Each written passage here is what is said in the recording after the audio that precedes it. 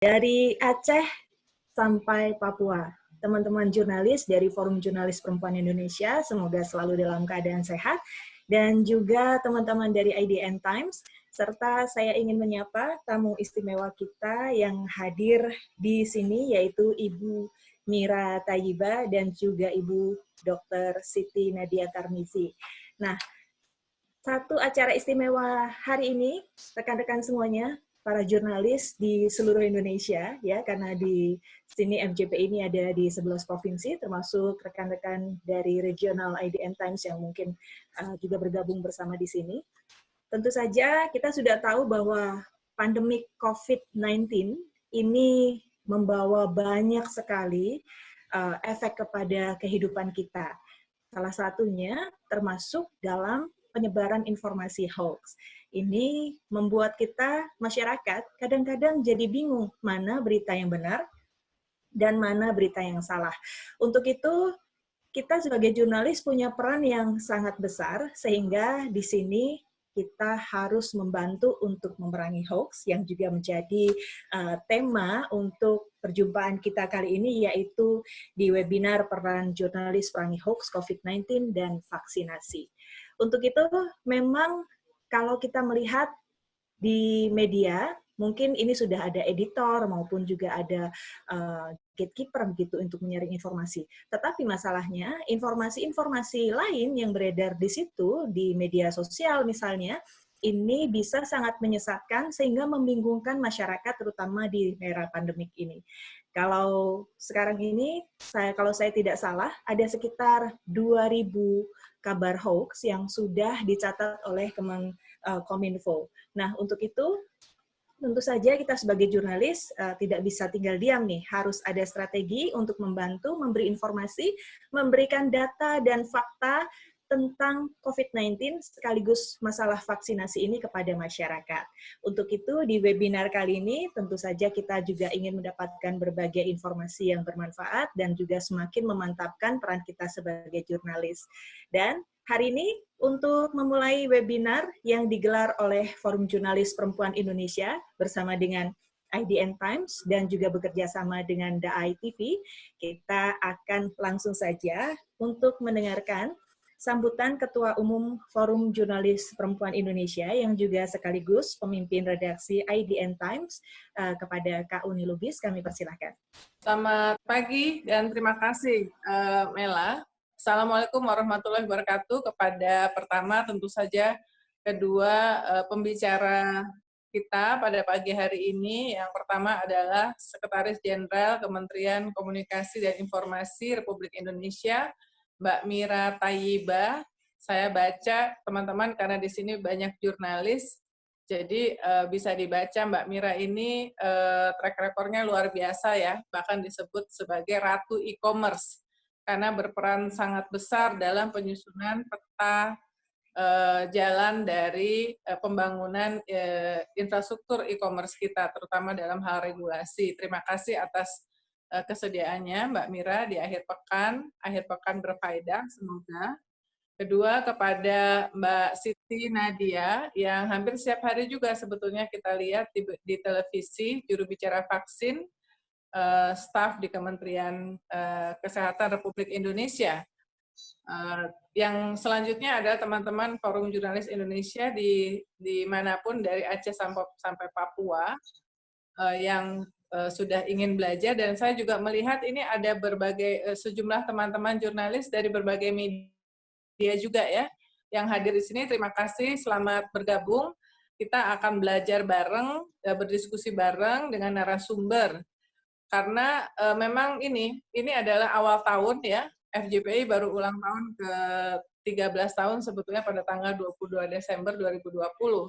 Dan kami ingin memulai awal tahun ini dengan belajar dan membekali diri, ya, refreshing.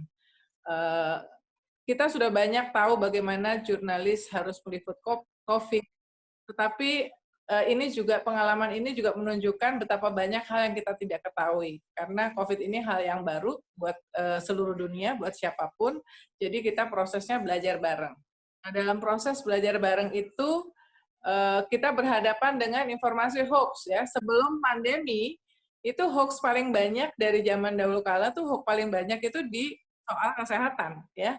Baru belakangan tahun 2016 sesudah Pilpres di Amerika, kemudian nular ke Indonesia, hoax yang berkaitan dengan politik itu merajalela. Tetapi dari dulunya itu hoax di bidang kesehatan itu selalu paling banyak ya. Dan pandemi ini karena di awal-awal itu kita sama-sama tidak tahu, semuanya sama-sama belajar, sehingga itu adalah pintu masuk bagi orang-orang yang ingin menyebarkan hoax yang berkaitan dengan COVID-19. Sekarang kita masuk the next step tahun ini dengan ketika kemarin Pak Presiden sudah divaksin ya, vaksinasi. Vaksinasi ini adalah juga area di mana banyak sekali hoax-hoax yang bertebaran. Nah, kita akan mendapatkan informasi dan juga berdialog, bertanya, silakan dengan kedua narasumber. Dan karena itu, sekali lagi saya mengucapkan selamat untuk mengikuti webinar ini. Mudah-mudahan bermanfaat membekali kita meliput tahun 2021 yang kalau menurut saya adalah episode atau season kedua ya, musim kedua dari 2020 karena akan masih menjadi tahun pandemik. Terima kasih sekali lagi atas keikutsertaannya dan Assalamualaikum warahmatullahi wabarakatuh. Waalaikumsalam warahmatullahi wabarakatuh. Itu tadi Kak Uni Lubis yang sudah sedikit sharing kepada kita mengenai pentingnya bagaimana kita jurnalis harus punya skill dan juga bekal untuk meliput masalah COVID-19 dan juga tentang vaksinasi. Nah, sekarang ini kita akan segera langsung saja mengikuti webinar yang akan pertama kali ini disampaikan oleh Ibu Mira Tayyiba. Tadi CV-nya sudah sebagian disampaikan oleh Kak Uni. Beliau merupakan Sekretaris Jenderal Kementerian Kominfo dan juga staf ahli bidang informasi digital, kreativitas dan SDM, juga staf ahli bidang hubungan ekonomi, pembangunan manusia dan kebudayaan Kementerian Koordinator Bidang Perekonomian, pernah menjabat di posisi tersebut, juga sejumlah posisi penting lainnya di berbagai lembaga. Ibu Mira merupakan lulusan Universitas Indonesia dari jurusan Teknik Elektro dan meraih gelar Master of Science dari Electrical Engineering dari Northeastern University Boston, USA. Langsung saja kita sambut Ibu Mira. Silakan Bu untuk memberikan penyampaian. Tadi sepertinya ada PPT yang mau disampaikan ini ya Bu. Silakan Bu Mira. Terima kasih Mbak Mela. Assalamualaikum warahmatullahi wabarakatuh. Selamat pagi Bapak Ibu semua. Bu Uni Lubis, atau saya mau ikut Mbak Mela deh, Kakak Uni. Terima kasih atas undangannya. Kemudian yang terhormat juga Dr. Nadia, Mbak Mela, para jurnalis perempuan Indonesia, Bapak Ibu semua. Senang berada di sini. Kalau saya boleh, saya pengen cerita aja sih Mbak Mela, apa yang Kominfo lakukan dalam menangani hoax ini. Tapi kalau boleh saya dibantu screen share, apa saya yang melakukan screen share ya? Ada nanti Kak Awi nih yang membantu kita nih. Boleh. Kak Awi, silakan Kak Awi, bisa di-share. Silakan. Ya, jadi saya mau bercerita sebelumnya begini. Kita ini menghadapi, mohon maaf, suara saya cukup jelas ya? Sepertinya ada feedback. Mungkin untuk rekan-rekan yang tidak sedang berbicara bisa tolong dimatikan mikrofonnya sehingga Bu Mira suaranya lebih jelas terdengar. Terima kasih. Silakan Bu Mira. Terima kasih Mbak Mela. Saya mau cerita sebagai pengantar ya. Tadi yang disampaikan Kak Uni itu sangat betul. Jadi kita ini menghadapi tantangan yang besar dalam penanganan hoax selama pandemi. Isu pandemi sendiri itu sudah rumit. Isu hoax juga tidak sederhana. Sekarang kita menghadapi hoax yang seputar pandemi. Jadi kalau kita lihat, sebetulnya kenapa sih bisa terjadi hoax atau berita bohong yang beredar di masyarakat? Jadi kita bisa mengatakan bahwa secara umum beberapa ahli mengatakan berita bohong itu didorong oleh 3 faktor ini. Yang pertama tentunya ada motivasi atau keinginan untuk menyebarkan suatu berita. Ada yang sengaja, ada yang tidak sengaja. Kalau yang sengaja ini ada yang memang memiliki intention untuk membuat keributan atau keresahan lah begitu. Tapi ada juga yang karena dia tidak tahu bahwa berita itu tidak betul, tapi kemudian karena dia merasa berita ini penting dan perlu disebarluaskan, kemudian dia secara tidak sengaja menyebarluaskan berita palsu. Kemudian ada faktor yang kedua, yaitu yang kita hadapi saat ini, platform digital termasuk social network, jaringan sosial sebagai media penyebaran berita.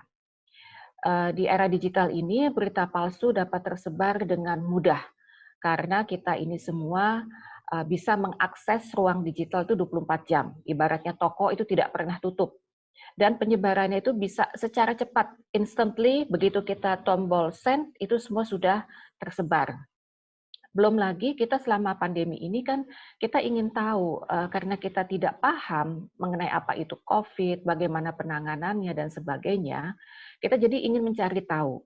Nah, disinilah yang menjadi kerentanan karena tadi karakteristik platform digital yang selalu 24 jam, borderless, sehingga menjadi rentan sebagai media penyebaran berita bohong.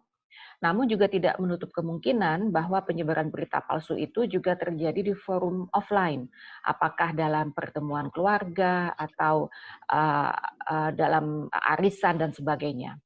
Nah, pendorong yang ketiga adalah adanya alat dan layanan untuk membuat dan mendapatkan berita. Sekarang ini informasi dapat diperoleh dari berbagai kanal, baik offline maupun online. Perkembangan teknologi yang sedemikian masif juga memungkinkan rekayasa berita dengan mudah dan cepat, sehingga orang yang memiliki intensi jahat bisa menyebarkan berita bohong dengan mudahnya. Saya ambil contoh seperti misuse dari teknologi digital adalah deepfake. Kita mengenal semua deepfake, yaitu merekayasa materi digital dengan bantuan AI, kecerdasan buatan, sehingga kita dapat membuat gambar atau suara yang terlihat dan terdengar seperti aslinya. Nah, jadi ada 3 pendorong ini. Di masa pandemi ini, kita juga melihat ada fenomena yang disebut dengan infodemi, yaitu gelombang berita palsu dan informasi salah terkait dengan COVID-19. Nah, infodemi ini semakin menguat karena kita semua sekarang sangat bergantung di media digital, terutama saat pandemi. Ini juga kami konfirmasi karena selama pandemi COVID, terutama 3 bulan pertama pada saat PSBB, traffic internet itu naik dengan tajam. Kemudian di mana sektor-sektor lain, jadi kita bisa melihat pertumbuhan ekonomi di kuartal kedua dan ketiga, sektor yang lain itu negatif, sektor digital itu tetap positif. Jadi memang pemanfaatan digital terutama sepanjang pandemi ini sudah menjadi suatu keharusan. Ini menjadi suatu kerentanan tersendiri. Selanjutnya, di slide selanjutnya, nah ini menggambarkan seberapa banyak hoax yang sudah kita monitor. Jadi Bapak Ibu, Kominfo itu memiliki mesin pengais, melakukan crawling konten negatif di internet menggunakan AI untuk secara cepat dapat mengidentifikasi dan mengklasifikasi jutaan tautan yang terdeteksi mengandung konten negatif. Nanti hasilnya ini akan ditindaklanjuti apakah berupa pemblokiran akses, penonaktifan konten, dan diteruskan ke instansi terkait. Sebetulnya kegiatan ini menjadi suatu hal yang menantang bagi Kominfo. Jadi kalau di satu sisi kita kan harus menjamin pasal 28F Undang-Undang Dasar 45, di mana isinya itu saya bacakan, setiap orang berhak untuk berkomunikasi dan memperoleh informasi untuk mengembangkan pribadi dan lingkungan sosialnya, serta berhak untuk mencari, memperoleh, memiliki, menyimpan, mengolah, dan menyampaikan informasi dengan menggunakan segala jenis saluran yang tersedia. Jadi di satu sisi ini hak kita sebagai hak kita untuk mendapatkan, untuk melakukan komunikasi dan memperoleh informasi itu dijamin oleh Undang-Undang Dasar. Tetapi di sisi lain, kita juga harus secara proaktif menjaga ruang digital kita bersih, aman, dan beretika. Nah, disinilah yang menjadi tantangan bagi Kominfo dalam pengendalian konten di internet, atau di media di platform digital. Jadi kalau kita lihat dari 23 Januari 2020 hingga 15 Januari 2021, jadi sekitar katakanlah 1 tahun begitu, tim AIS ini ya bisa dikatakan tadi tim pengais dengan AI itu, tim kami mencatat sudah ada 1.354 isu hoax terkait COVID-19.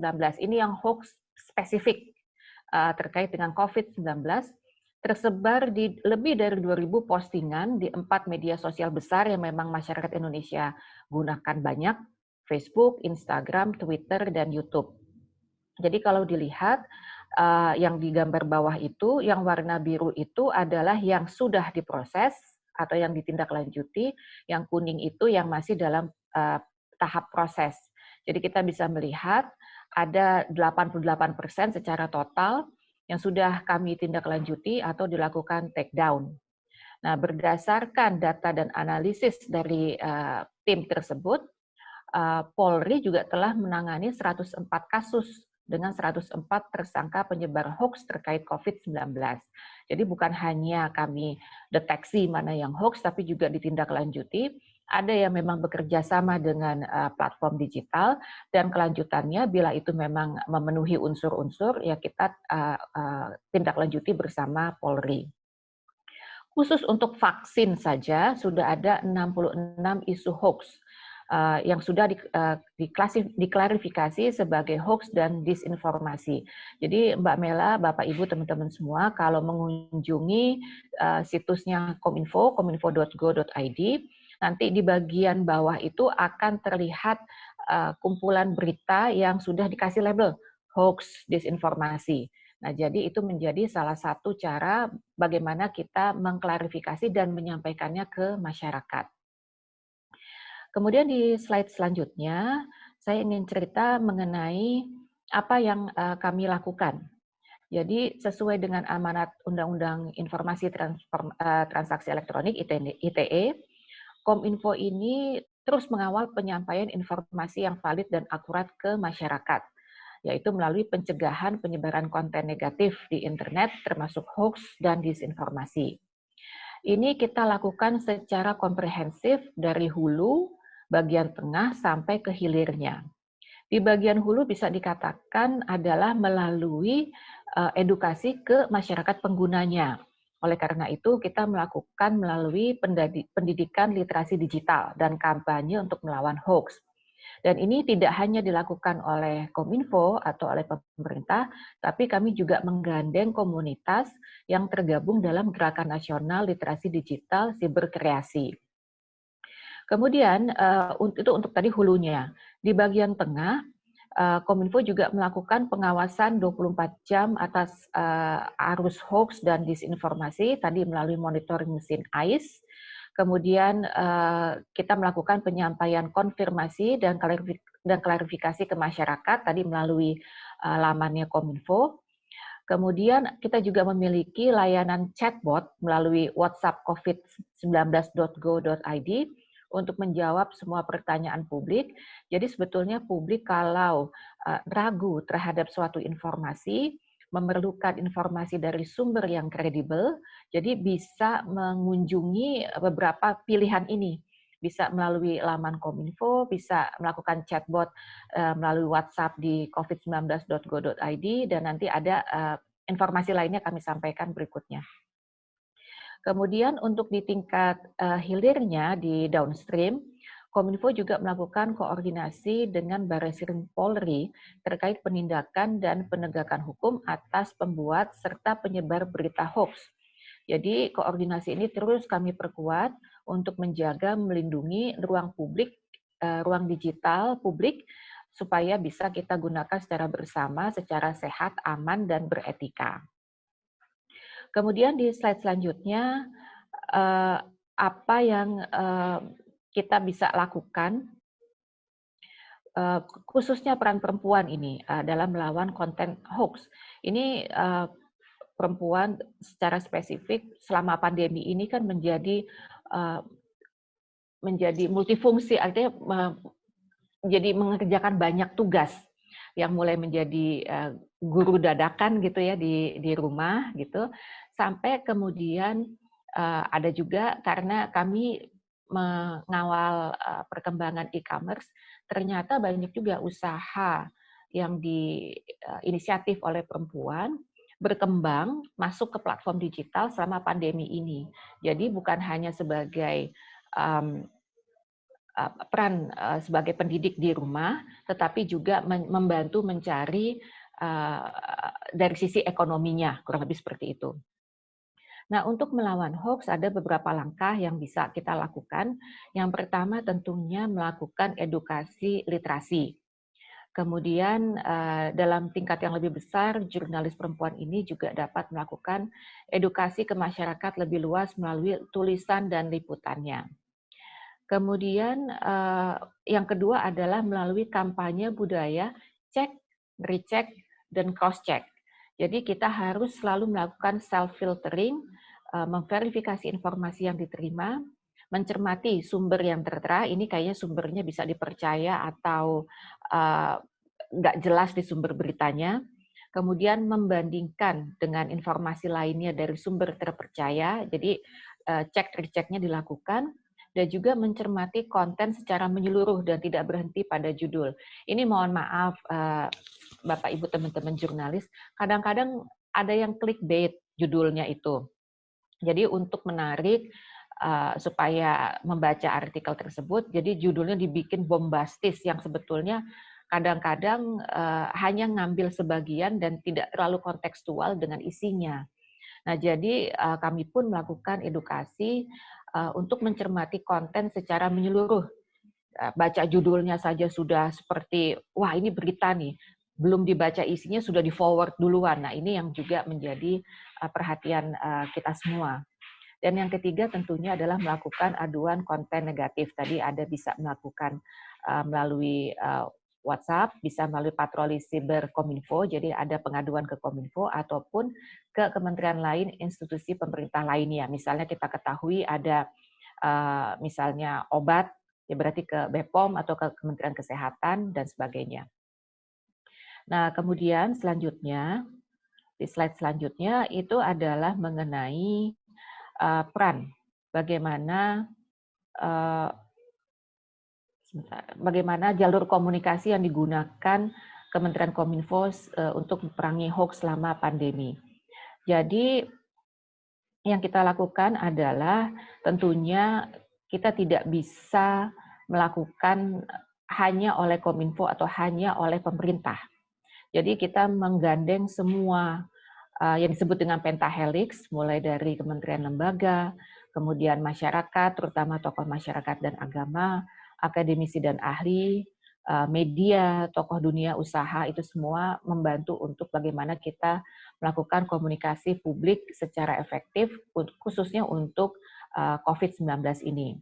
Kanal yang dipakai mulai dari media mainstream, media center, media sosial, dan jaringan komunikasi sosial dan politik.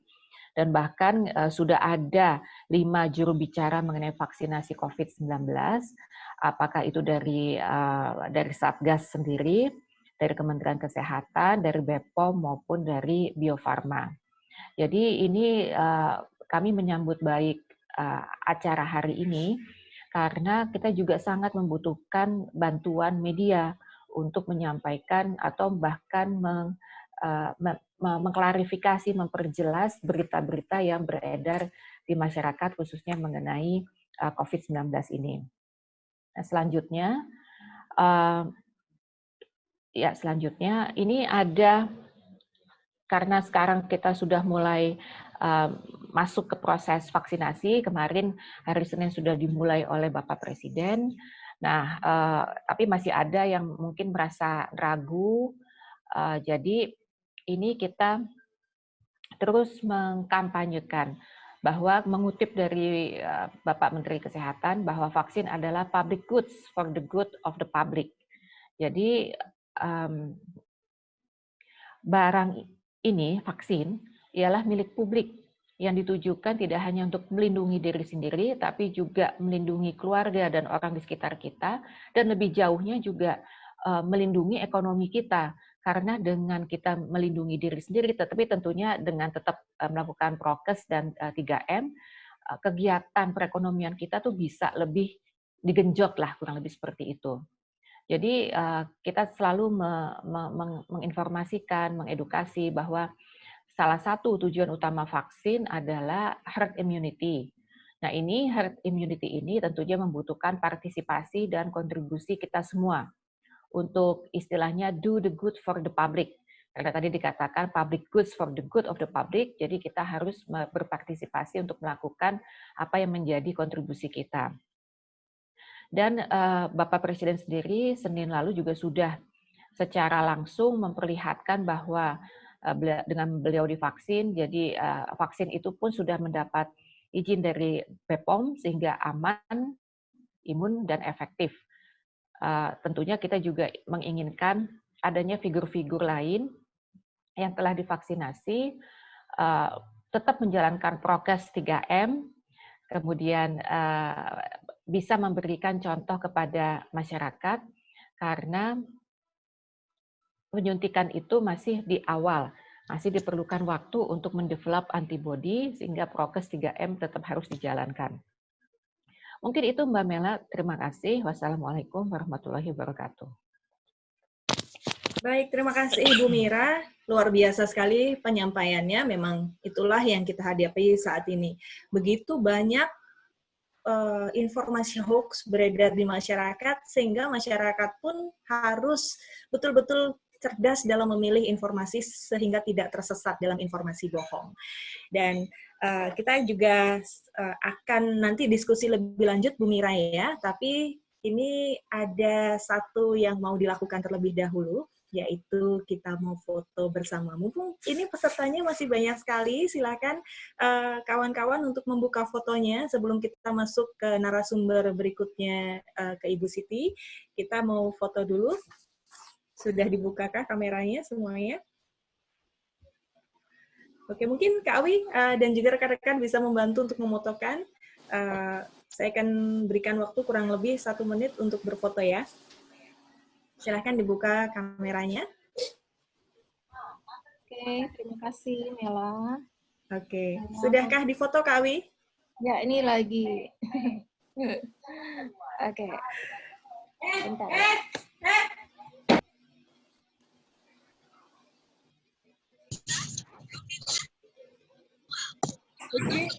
Vicky bisa bantu bentar screenshot mumpung masih rame. Screenshot. Oke Mbak, sebentar.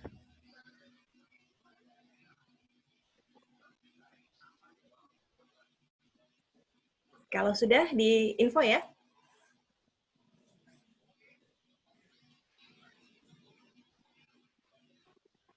Oke, 1, 2, 3. Oke, sebentar. Yang kedua, slide kedua. 1, 2, 3. Oke, sekali lagi sebentar.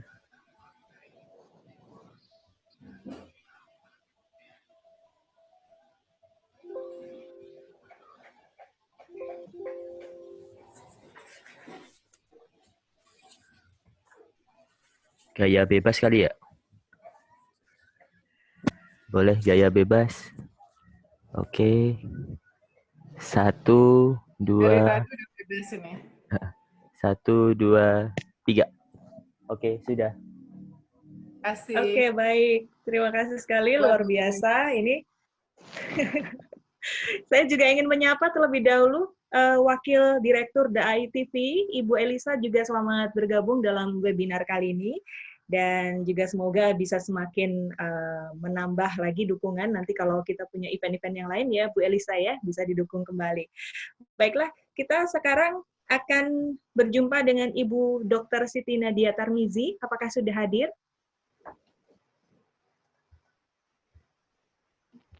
Masih belum, Kak Mel. Oh, masih belum ya? Baik. Kita sementara menunggu Ibu Dr. Siti Nadia Tarmizi. Ini kita akan jawab aja. berbincang dulu ya dengan Ibu Mira terlebih dahulu sambil kita menanti narasumber kita satu lagi. Bu Mira, ini saya tertarik juga, ini kan kita punya undang-undang ITE dan juga undang-undang yang lain. Ini kalau dari hoax ini yang sudah sampai ke ranah hukum dan sudah ditetapkan hukumannya terkait dengan COVID-19 itu sudah ada atau belum sih, Bu? Tadi Mbak Mela yang sudah kita tindak lanjuti, tentunya sudah bukan di ranah Kominfo lagi ya, tapi sudah di penegak hukum. Ada 104, 104 sudah diproses oleh Polri. Jadi kita juga serius ini, artinya bukan hanya mengidentifikasi tapi tidak ada tindakan, karena peraturan perundangan kita sudah cukup dalam mengequip kita untuk melakukan tindakan. Jadi saya ambil contoh untuk konten yang dilarang. Jadi ada beberapa konten yang dilarang, termasuk misalnya memberikan informasi, misalnya nih mengenai kegiatan terorisme atau yang memfasilitasi kegiatan terkait terorisme. Itu ada di dalam terakhir itu Kominfo mengeluarkan peraturan Menteri Kominfo nomor 5 baru tahun lalu, dan itu pun juga baru akhir tahun, yang bisa mengatakan bahwa PSE, penyelenggara sistem elektronik, termasuk di dalamnya platform digital, termasuk media sosial, dia harus menjaga bahwa sistem elektroniknya tidak mengandung konten negatif. Kalau dia ternyata ada, nanti akan ada pemberitahuan apakah bisa itu aduan dari masyarakat atau aduan dari kementerian lembaga sebagai regulator sektornya masing-masing. Nanti kita informasikan ke mereka. Di dalam Anda ada konten negatif. Nah, itu kemudian harus segera di take down, itu ada pengaturannya. Kalau dalam 1x24 jam tidak dilakukan, ada tindakannya. Dalam berapa kali 24 jam tidak ada juga tindakannya, sampai nanti bisa kita melakukan yang ekstrimnya itu, bila memang mereka tidak comply sama sekali, melakukan pemutusan akses melalui ISP ya, penyedia jasa internet. Jadi ini memberikan, di satu sisi kita tidak ingin seperti apa ya, membatasi orang dalam melakukan kebebasan pers lah, kurang lebih seperti itu. Tapi di sisi lain kan kita juga harus menjaga tadi ruang digital kita bersih, aman, dan beretika supaya kita bisa produktif. Toh nanti kalau banyak informasi yang ada tetapi semuanya salah gitu, ya tidak produktif juga. Nah, jadi kita sangat serius dalam menangani isu ini, tetapi juga artinya jangan takut, kita diawasi pemerintah, enggak seperti itu juga. Silakan melakukan kegiatan di dunia digital sebagaimana mestinya, tetapi tentunya kan harus dapat dipertanggungjawabkan. Jadi itu sih Mbak Mela, pertanyaannya apabila sudah diproses, sudah 104 tadi. 104 nanti bisa ya. Kalau mau kebetulan ini saya ada informasi sedikit mengenai si 104 itu ada tersebar di 28 daerah. Jadi seperti misalnya ada Polda Metro Jaya ada 14 kasus, Polda Jatim ada 12 kasus, itu yang paling tinggi. Polda Riau ada 9 kasus dan sebagainya. Jenis hoax-nya itu mulai dari korban meninggal akibat corona padahal disebabkan oleh hal lain, kemudian ada penyebaran corona di suatu tempat tanpa ada informasi resmi, dan ada lagi lah beberapanya. Jadi dalam menangani 104 kasus ini pun kita tidak gegabah, tapi memang ada petunjuk, ada petunjuknya. Dan sebagai catatan, dari 104 itu 38-nya perempuan loh. Jadi ya itu menjadi catatan sendiri, walaupun masih banyak ya yang kalau dibandingkan dengan laki-laki 66, jadi kayak hampir 2 kali lipatnya. Tapi ya ternyata yang perempuan itu juga ada. Dari jumlahnya mungkin ada 17 yang memang sudah diproses kemudian ditahan, dan 87 tidak ditahan. Mungkin itu Mbak Mela posisinya. Baik, terima kasih Ibu Mira. Ada pertanyaan dari kawan kita, Mas Hari dari bertuahpost.com. Saya mau tanya Mbak, tadi ada dikatakan Kominfo mendata informasi hoax selama ini. Pertanyaannya, penyebaran hoax ini apakah melalui media sosial semua atau ada dari media massa juga? Begitu Bu Mira, silakan Bu untuk dijawab langsung. Terima kasih Pak Hari. Jadi yang mesin tadi memang itu adalah yang di ranah digital. Walaupun tadi ya media massa yang bisa kita katakan misalnya media cetak begitu, itu selama dia ada versi digitalnya, itu juga dimungkinkan untuk kita mencari. Tapi memang yang banyak terjaring itu adalah yang melalui media sosial. Baik. Kalau melalui WhatsApp ataupun Telegram maupun pesan-pesan pribadi begitu Bu, itu seperti apa ya Bu penjaringannya untuk tahu ini hoax atau tidak, kemudian dijerat hukum, apakah harus menunggu laporan dari masyarakat atau ada juga sistem khusus dari Kominfo untuk menjangkau pesan-pesan hoax yang dikirimkan melalui pesan pribadi ini Bu? Betul Mbak Mela, melalui aduan. Jadi kita kan tidak mungkin itu namanya sudah melakukan intersepsi ya. Kita tidak sampai ke arah sana, tapi memang menunggu aduan. Jadi ada yang penanganan hoax ini ada yang kita jaring sendiri tadi melalui mesin, ada juga melalui aduan. Jadi baik itu aduan tadi Kementerian Lembaga sebagai regulator sektor maupun dari masyarakat. Baik. Silakan juga kawan-kawan jurnalis yang ada di sini untuk memberikan pertanyaan. Boleh langsung juga untuk berbicara langsung ya, nggak harus melalui chat. Oh, boleh, Kak Uni, silakan. Mbak Mira, yang lagi seru nih kemarin pada saat sebenarnya Pak Jokowi udah bagus sih jadi waktu Pak Jokowi itu divaksinasi, kami media mendapatkan videonya yang close up. Jadi itu sebetulnya sudah oke ya, karena sebelumnya itu Kamala Harris itu sempat pada saat dia divaksinasi itu sempat beredar hoax-nya bahwa dia nggak benar-benar divaksinasi, jadi jarumnya nggak benar-benar ditunjukkan. Itu salah satu hoax yang beredar ya dalam konteks di Amerika, dan karena itu ketika Pak Jokowi tim dokumentasinya itu betul-betul nunjukin yang sampai yang vaksinasi dokternya itu sampai kelihatan gemeteran itu kan karena close up ya. Jadi sebetulnya secara komunikasi publik ada upaya yang oke, tapi kemudian ada kasus Raffi ya, yang justru menutupi ya. Jadi justru menutupi yang bagusnya itu ditutupi oleh yang nggak bagus, itu biasa banget ya. Nah, saya ingin tahu selama ini bagaimana policy di pemerintah karena Kominfo ini adalah focal point-nya untuk komunikasi. Karena misalnya ada survei yang dilakukan oleh Profesor Zulfikar Amir ya dari Nanyang Technological University, tingkat kepercayaan sumber informasi terkait COVID-19 ya. Di Jakarta, ini sih di Jakarta ya, dan narasumbernya lumayan banyak, 154.000 lebih.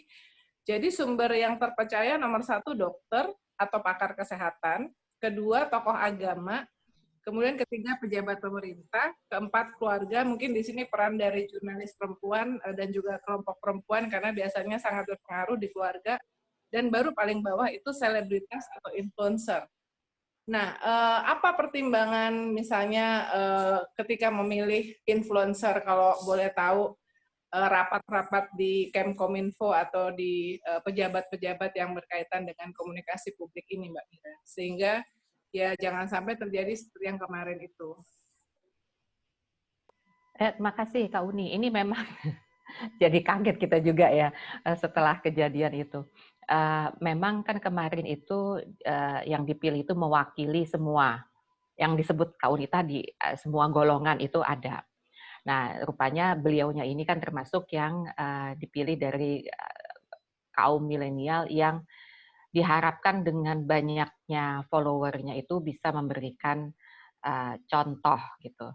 Tapi kami anggap itu sudah diselesaikan karena dalam arti yang bersangkutan juga sudah mengklarifikasi, kemudian ini sebagai pembelajaran ke depan juga gitu dalam memilih tokoh anak muda ini. Namanya juga anak muda, mungkin masih ini ya, masih Toh kan tadinya juga di sebelum kegiatannya juga sudah dites, kita semua negatif kok. Nah, hal-hal seperti itu jadi memberikan kesan yang kurang sejalan lah gitu. Padahal kita sangat ketat dalam mengatakan bahwa setelah vaksin prokes 3M tetap harus dilakukan, tidak boleh ditinggalkan. Pertimbangannya sih itu Kak Uni, jadi memang mewakili semua golongan. Kami sadar bahwa perlu, yang tadi Kak Uni sampaikan itu sangat betul, bahwa sumber berita itu bisa saja dari siapa saja, tergantung dari seseorang itu merasa dekat. Informasi itu bisa dipercaya karena ada faktor kedekatan juga kan, karena dia percaya dengan suatu pihak, makanya dia bertanya ke sana atau mengiyakan informasi yang diberikan. Jadi kami menyadari pemerintah bukan saja, walaupun kita menjadi salah satu sumber yang kredibel, sumber berita yang kredibel, tapi kami pun menyadari bahwa pemerintah bukan satu-satunya sumber berita.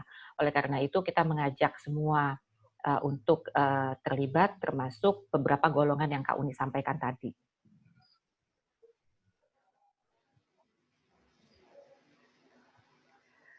Baik, itu tadi Kak Uni ya. Semoga ada pertanyaan tambahan lagi mungkin Kak Uni, atau mungkin juga teman-teman yang lain. Silakan untuk langsung bergabung bersama kita, menyampaikan langsung pertanyaannya, maupun juga boleh dituliskan juga ya. Dan Izin memang, bertanya, Mas, Bu Mela. oh silakan, dengan siapakah ini? Saya kok nggak lihat gambarnya. Tongku izin bertanya, Bu. Pak Tengku? Iya. Dari mana Pak Tengku? Saya Tongku dari mahasiswa Ilmu Komunikasi USU. Oh baik, silakan, silakan. Saya Ya, tertarik mahasiswa. dengan penjelasan Ibu Mira tadi tentang vaksin yang sedang gencar-gencarnya disosialisasikan oleh pemerintah ya. Salah satu yang viral belakangan ini adalah salah satu anggota DPR RI tentang vaksin ini. Beliau mengatakan bahwasannya vaksin ini bisa mengakibatkan kelumpuhan. Pertanyaannya bagaimana kalau seorang pejabat yang menyebarkan hoax itu? Apakah tindak lanjutnya seperti halnya dengan masyarakat biasa atau ada hal-hal tertentu seperti itu, Bu? Terima kasih. Baik, menarik sekali nih Bu Mira. Kalau pejabat yang melakukan ini gimana ini? Apakah tajam ke atas juga? Silakan. Nah, begini, memang itu sangat disayangkan ya. Tentunya kalau vaksin ini tidak aman, BPOM tidak akan mengeluarkan izin daruratnya gitu kan. Jadi MUI sudah mengatakan halal, BPOM sudah mengatakan aman. Jadi kepada siapa lagi mereka yang ahlinya gitu. Jadi ini memang sangat disayangkan. Nah, perkara mengenai penanganan beliau ini, kami terus terang masih belum melakukan sesuatu kepada ininya ya, kepada kondisi tersebut, pejabat tersebut, karena beliau ini kan mengatakan sebagai contoh, kalau nggak salah ya yang saya baca atau yang saya dengar kan, karena itu videonya kan juga viral itu, ada satu kejadian di satu tempat polio ya kalau nggak salah ya, vaksin polio yang kemudian menyebabkan kelumpuhan. Nah, apakah betul seperti itu kan kita harus verifikasi juga. Apakah berita itu memang layu, ya?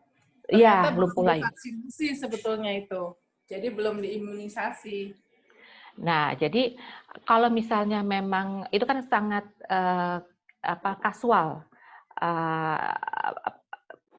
bukan terkait langsung dengan COVID-19, tetapi memberikan contoh. Jadi sekali lagi Pak Tongku, ini kita pun ini menjadi salah satu contoh ya bahwa pemerintah juga tidak gegabah dalam melakukan tindakan terhadap suatu berita. Kalau kemudian ini memang dikatakan sebagai hoax, ya berarti pengaturannya kan sudah ada. Tetapi untuk sampai ke arah sana, berarti kan kita harus melakukan verifikasi terlebih dahulu. Dan verifikasi ini bukan hanya terjadi karena dia pejabat, tetapi juga ke yang lainnya.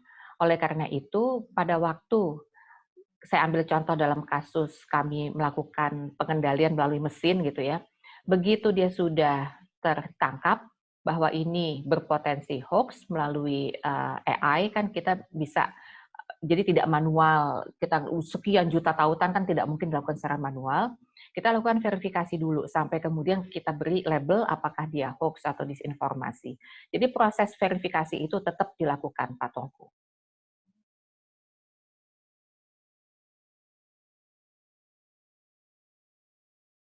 Bang Tongku, udah jelas? Apa mungkin ada yang mau ditanyakan lagi? Udah clear? Jelas, jelas Mbak.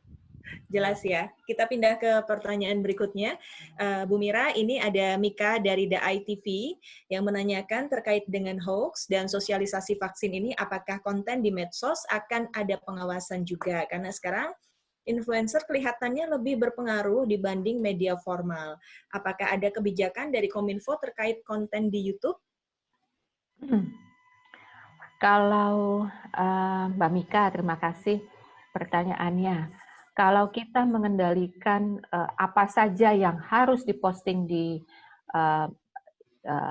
platform digital, terutama yang sifatnya UGC ya, yang user generated content. User generated content kan kita sendiri, masyarakat sendiri sebagai konten providernya gitu. Tentunya tidak. Tetapi koridor itu sudah kita tetapkan. Ada koridor misalnya berita yang meresahkan masyarakat atau konten yang meresahkan masyarakat. Konten meresahkan masyarakat itu apa saja itu ada. Teman-teman bisa melihatnya di Peraturan Menteri Kominfo Nomor 5 Tahun 2020. Nah, di situ bisa kelihatan bahwa kalau pengawasan dalam arti di media sosial dilakukan, iya, tetapi hanya untuk konten negatif.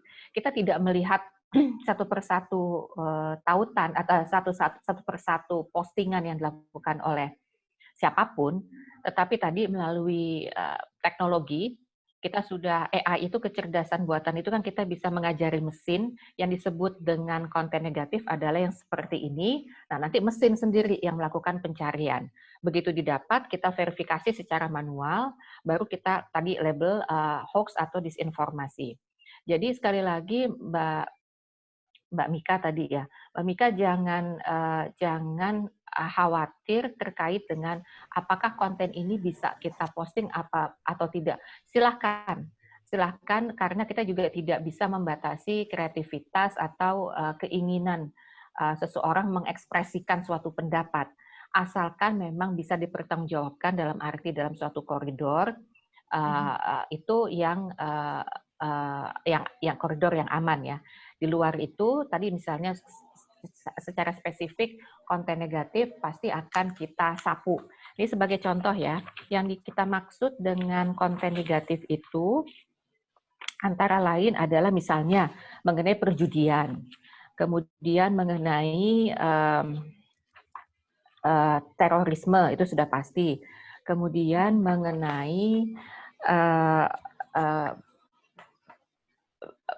pornografi. Itu ada beberapa hal ya, teman-teman bisa cek sendiri.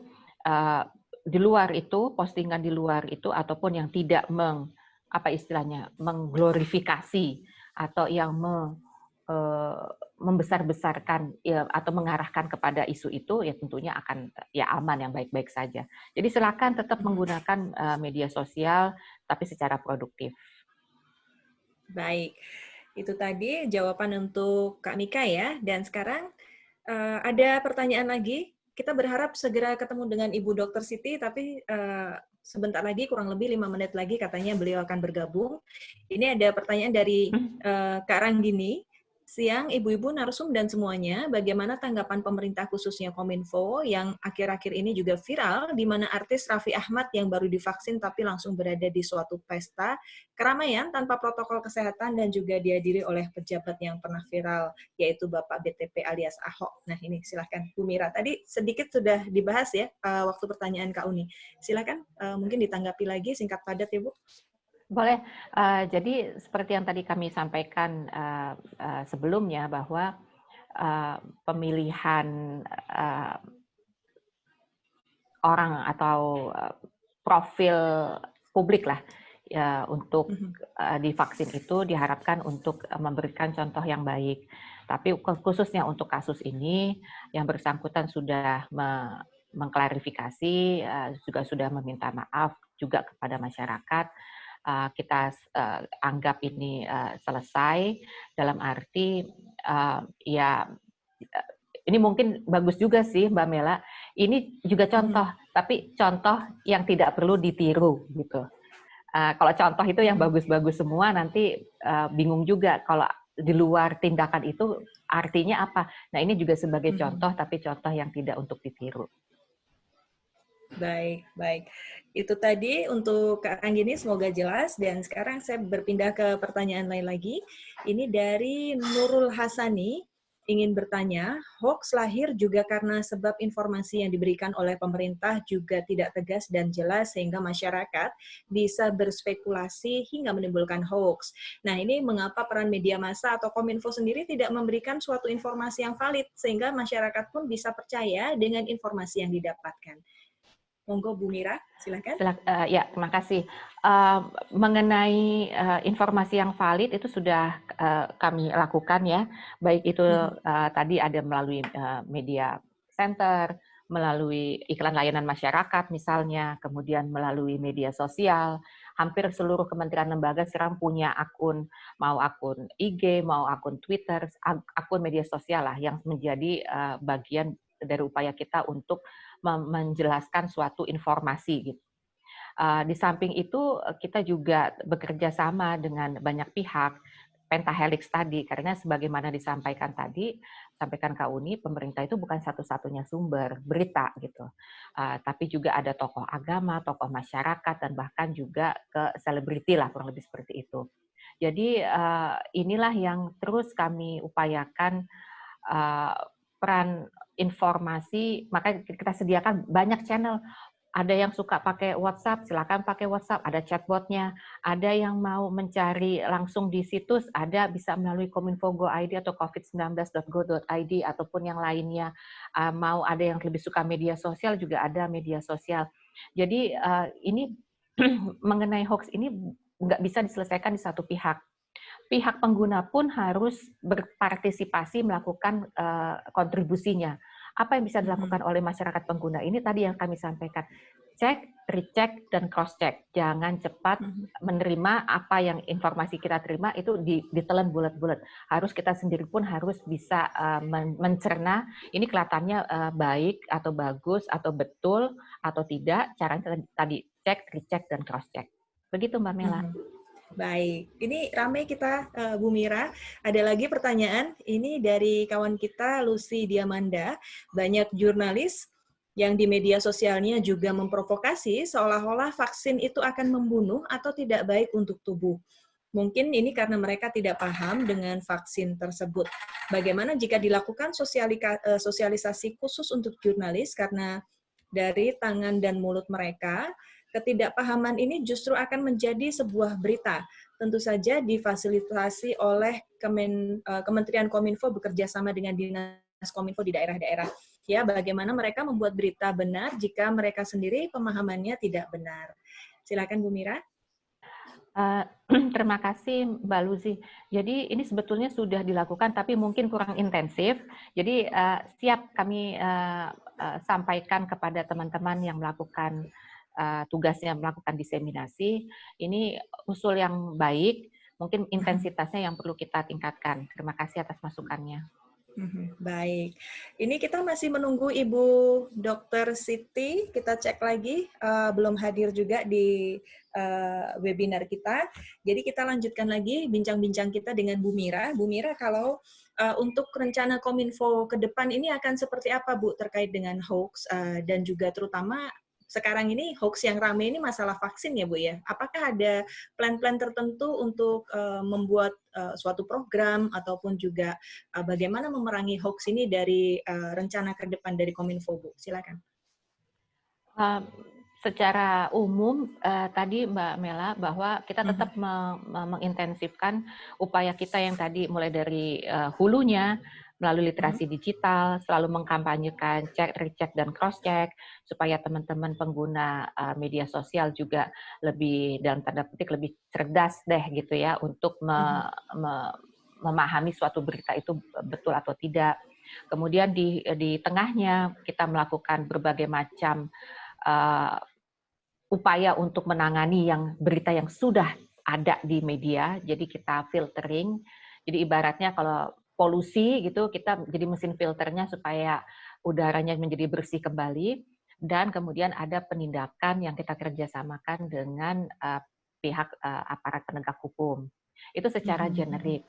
Khususnya untuk vaksin ini berbagai cara juga kita lakukan, baik yang secara generik tadi maupun yang secara khusus. Jadi kalau teman-teman perhatikan, kita juga minta bantuan dari teman-teman media semua untuk menaikkan tagar. Jadi nanti akan diinformasikanlah tagar apa yang dinaikkan supaya itu menjadi perhatian kita bersama. Kemudian juga kerjasama dengan media terus kita jalin, mulai dari tadi saling bertukar informasi atau menjelaskan informasi yang akurat sebagai sumber berita yang kredibel, maupun melalui iklan layanan masyarakat. Dan mungkin acara-acara seperti ini bisa kita kerjasamakan juga mungkin, Kak Uni. Jadi artinya juga menjadi concern kita bersama. Acara ini saja kami sudah apresiasi, ada inisiatif langsung. Oh ya, selamat ulang tahun ya Kak Uni, 13 tahun, ABG banget ya, lagi lucu-lucunya tuh ya. Itu kita bisa kerjasamakan banyak hal lah untuk mendiseminasi informasi khusus untuk vaksin, karena vaksin ini dalam beberapa bulan ke depan pasti akan terus ada aja deh, nanti berita-berita yang agak miring-miring dikit pasti ada. Kita perlu bantuan media juga nih untuk meluruskan. Dan sebetulnya nggak cuma di Indonesia sih, vaksin hesitancy itu kan hampir di semua negara. Malah kalau menurut survei paling tinggi ada di Perancis. Yang jelas masyarakatnya jauh lebih modern, katakanlah, dibandingkan dengan negara berkembang ya. Jadi memang problem vaksin hesitancy ini problem yang dihadapi bersama-sama sih. Betul tuh Kak. Tadi saya lupa juga menjelaskan, ini nggak spesifik kasus di Indonesia, semua juga begini. Bahkan di Amerika hoax-nya juga, tadi kan jadi contoh, wakil presidennya disuntik tapi bohongan. Banyaklah, ini bukan spesifik Indonesia kok. Baik. Nah, ini sebenarnya satu yang menarik lagi, Bu Mira dan juga rekan-rekan jurnalis yang ada di sini, ini acara kita ini akan ditayangkan di program Halo Indonesia The ITV yang bisa disaksikan di Medan dan Jabodetabek, ataupun juga via live streaming di website The ITV Indonesia. Ini kalau nggak salah hari Senin nanti Kak Awi ya.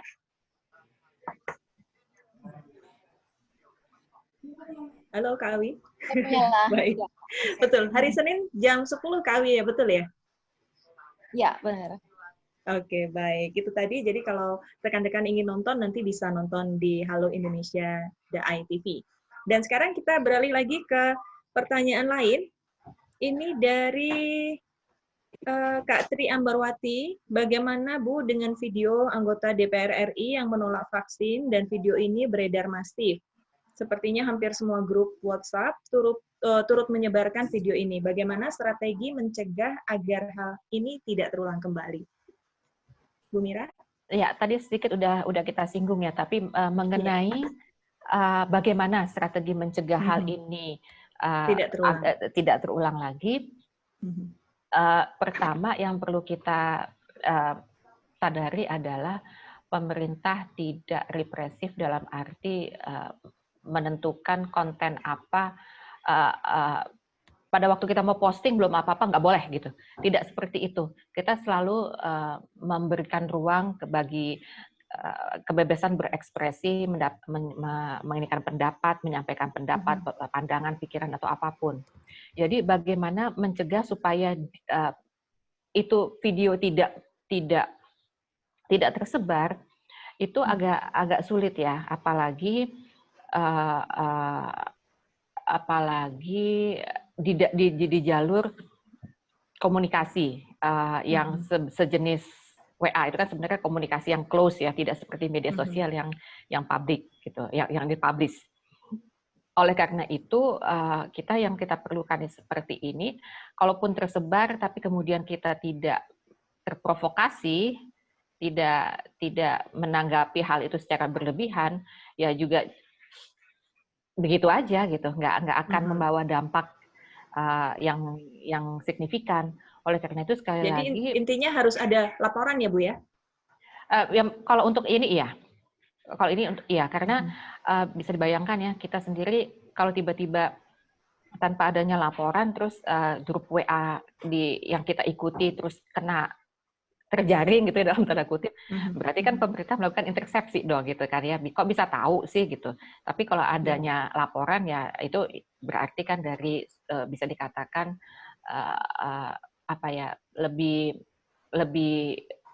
lebih jelas lah bahwa si anggota itu mungkin merasa tidak nyaman atau merasa hal ini bisa membawa dampak yang negatif dan sebagainya. Jadi menindaklanjuti laporan begitu ya Bu ya? Mbak menanggapi Mbak Mira, sebetulnya saya tuh sejak zaman di Dewan Pers itu kurang sreg ya dengan upaya-upaya hukum ya. Makanya dulu waktu Undang-Undang ITE pasal 27 ayat 3 tuh kami juga advokasi supaya itu nggak ada zamannya Pak Rudiantara, agak mendingan hukumannya dikurangi, tetapi itu masih jadi ancaman. Nah, maksud saya kalau misalnya kasus kayak anggota DPR ini ya, saya malah mengingat saya sebetulnya peran dari partai politik selama pandemik ini apa ya? Karena kalau dari segi jalur komunikasi itu jelas mereka punya anggota jutaan ya, sampai dari fraksi sampai ke daerah ya.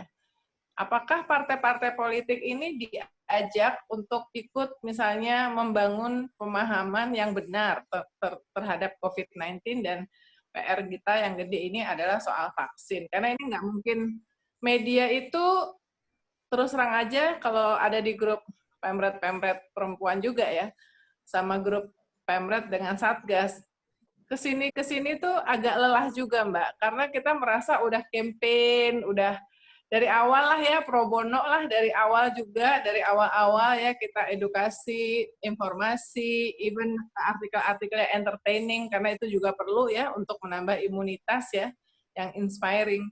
Tapi kemudian kan makin kesini justru survei menunjukkan ketaatan protokol 3M, termasuk menggunakan masker itu kan berkurang, karena udah mengalami pandemi fatigue ya, udah lebih dari 10 bulan. Nah, jadi media juga nggak bisa mengakses semuanya, kami sudah melakukan, tetapi sebetulnya yang punya network sampai ke akar rumput, termasuk partai politik, itu penting. Nah, apakah ada pendekatan-pendekatan ke partai politik sehingga ya sebetulnya mestinya sanksi sosial atau teguran itu ya diberikan oleh partai politiknya, sehingga dia nggak mengulangi lagi, itu satu. Yang kedua, tugas media untuk setiap terjadi hal ini adalah verifikasi, cek fakta. Tadi kan salah satu yang disebutkan adalah yang kasus yang lumpuh ya, dari yang virus yang lain ya, polio. Tapi kan sebetulnya kalau media melakukan cek fakta itu ternyata mereka yang lumpuh layu, saya ingat kita banyak kok media waktu itu meliput ya, sangat luas, itu ternyata belum divaksinasi. Jadi bareng media itu selalu cek fakta, verifikasi dari setiap hoax, debunking, tapi pemerintah itu benar-benar memanfaatkan network-nya secara efektif dan di semuanya. Termasuk partai politik ini, honestly speaking, kok aku belum melihat partai politik ini perannya tuh signifikan. Baik. Bu Mira, parpol ini gimana? Udah dicolek belum supaya bisa membantu tidak menyebarkan hoax atau memberikan peringatan hukuman sosial kepada mungkin anggotanya yang menyebarkan hoax ini? Tentunya sudah. Tadi kan kita usaha ke semua lah. Ini kan masalah-masalah bersama gitu ya. Jadi kan harus ditangani juga oleh sama-sama gitu. Cuman ini masukan bagus Kak Uni, nanti kami sampaikan. Mungkin ada hal-hal yang perlu diintensifkan begitu. Jadi usaha yang sudah dilakukan mungkin kita kan memang selalu mengevaluasi ya komunikasi publik kemarin yang tahun lalu kita lakukan itu pun juga sudah kita evaluasi, dan hasil evaluasi itu ternyata memang menunjukkan efektifnya itu di media sosial. Nah, jadi makanya kita agak lebih pay attention lah untuk media sosial. Tetapi ya kami catat, terima kasih banyak Kak Uni masukannya. Ada pertanyaan lagi, Bu Mira, dari Eva Rianta Ginting. Publik atau netizen sekarang dibuat bingung oleh media, sebab justru beberapa media membuat berita hoax, sehingga mereka tidak trust lagi terhadap pemberitaan media. Bagaimana membedakan media yang senang memberitakan hoax dengan media yang jujur? Kalau ini cocoknya Kak Uni nih yang ngejawab nih, gimana ngebedain media? Gimana Kak Uni? Kalau nggak pernah terjaring ini ya mungkin terjaring hoax. Sama sih, ya sebetulnya di laman Dewan Pers itu ada dewanpers.org.id itu ada daftar media yang sudah terverifikasi ya. Itu sudah banyak ya, lebih dari 200, dan wartawan yang sudah terverifikasi juga. Itu adalah salah satu yang gampang untuk melihat apakah medianya ini memang terverifikasi di Dewan Pers atau tidak, karena proses untuk verifikasi itu kan panjang. Tapi justru banyak juga, harus saya akui secara jujur, banyak juga media yang sudah terverifikasi itu juga melakukan kesalahan, tidak ketat dalam check and recheck ya, sehingga kemudian menyebarkan informasi yang belum terverifikasi. Bahkan tadi yang Mbak Mira katakan di awal ya, infodemik itu sebetulnya seolah-olah beritanya benar, tapi sebenarnya nggak benar. Bahkan itu dari judul, jadi judul juga kelihatan. Misalnya yang terakhir itu adalah ketika hampir semuanya media membuat judul, orang ini terinfeksi positif lagi seminggu sesudah disuntik vaksinasi Pfizer ya. Itu ramai sekali itu ya. Padahal kalau membaca di dalamnya, itu sebetulnya kan memang nggak langsung ya, orang langsung dikasih vaksin hari ini terus langsung kebal gitu kan, enggak, itu pemahaman yang salah juga. Dan kemudian proses pembentukan perlindungan terhadap tubuh itu juga enggak seminggu, ada yang 10 sampai 14 hari, tetapi karena baca judul seperti itu, memang betul itu translate dari media asing, tetapi bahkan media asing tuh bikin judulnya tidak seperti itu. Jadi supaya tidak menimbulkan, karena orang itu menurut survei juga banyak orang lebih hanya suka membaca judul, tidak membaca artikel di dalamnya yang sebetulnya menjelaskan bahwa dia harusnya misalnya ada vaksin juga yang harus diulang segala macam. Nah, ini mungkin pekerjaan rumah buat kita ya media. Mudah-mudahan dari forum yang siang hari ini kita jadi lebih hati-hatilah ke depan. Itu sih masukan dari saya. Iya, terima kasih Kak Uni, dan sekarang sudah bergabung dengan kita Ibu Dr. Siti Nadia Tarmizi, Jubir Satgas COVID-19. Halo Bu Siti. Halo Mbak Mela, selamat siang Bu Wamen, Bu Mira. Iya, selamat siang. Ibu, saya izin baca CV dulu ya Bu ya. Ya, silahkan. Iya, selamat siang Bu Uni. Ibu Dr. Siti Nadia Tarmizi, M.Epid. Beliau ini adalah Direktur Pencegahan dan Pengendalian Penyakit Menular Langsung.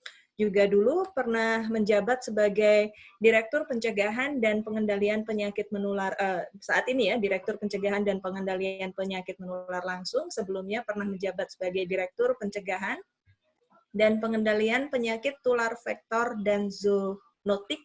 Sebelumnya juga pernah menjabat sebagai Kabag Program dan Informasi, Kasubdit AIDS dan PMS, dan juga beberapa jabatan yang lain.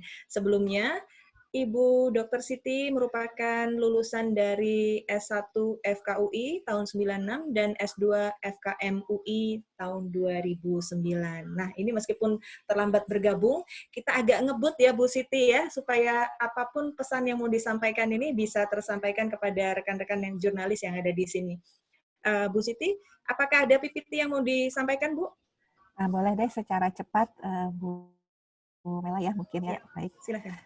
Saya izin Bapak Ibu sekalian, mungkin mohon maaf saya terlambat karena baru kemarin malam mendapatkan tugas untuk menggantikan Pak Wamen juga di dalam acara diskusi dengan Perhimpunan Dokter Umum Indonesia untuk wilayah Jawa Barat. Jadi saya mohon maaf baru bisa bergabung. Semoga tidak mengurangi acara ini pentingnya dan sudah diskusi sejauh mana. Jadi saya tadi sempat lihat judulnya peran jurnalis perempuan, tapi ternyata bukan hanya perempuan saja yang hadir ya, Mbak Mela ya. Jadi Iya, saya betul. lihat di dalam acara ini. Jadi mungkin belajar tadi tentang strategi komunikasi dalam rangka vaksinasi COVID-19 ini, jadi kita mengetahui bahwa ini adalah situasi di mana kita melihat bahwa perilaku pencegahan COVID-19 ini masih belum konsisten. Jadi praktek 3 perilaku itu masih kurang dari 35%. Jadi ini adalah sebenarnya permasalahan kita. Kemudian tingkat pengetahuan tentang gejala dan penularan COVID-19 masih sangat rendah, kurang dari 15%. Kemudian bagaimana upaya untuk memahami bahwa pencegahan diri untuk menghadapi pandemi ini juga masih sangat rendah. Kemudian akses juga masih kurang baik. Kita lihat bahwa angkanya kurang dari 30%. Ini tentunya terhadap informasi-informasi yang kredibel, baik itu melalui tenaga kesehatan, ilmuwan maupun para ahli, serta juga informasi terkait WHO. Kemudian kita melihat 75% angkanya ini mengetahui tentang vaksin, 65% bersedia dan menerima jika disediakan oleh pemerintah dan 8% ini yang masih menolak. Walaupun angka ini juga kami sadari beberapa lembaga survei lainnya melakukan survei dan terlihat bahwa sepertinya ada penurunan dari yang akan bersedia menerima vaksin. Nah, ini mungkin sudah disampaikan sebelumnya. Kita mengetahui bahwa kita ada pentahapan kelompok prioritas penerima vaksin tentunya berdasarkan ketersediaan vaksin. Jadi memang untuk memvaksinasi 181,5 juta penduduk maka perlu 426 juta dosis vaksin. Ini adalah jumlah yang sangat besar untuk sebuah negara di Indonesia. Kalau kita bandingkan dengan Singapura yang penduduknya hanya 5 juta, maka untuk memvaksinasi seluruh penduduk Singapura mereka hanya perlu 10 juta dosis. Kita perlu 426 juta dosis. Dan ini tentunya menjadi tantangan untuk Indonesia. Sementara kita tahu di dunia global produksi daripada vaksin ini memiliki gap kurang lebih 50 sampai dengan 40% dari kebutuhan global. Artinya memang Indonesia harus betul-betul kuat untuk bisa mendatangkan vaksin pada 1 tahun pertama ini di tahun 2021.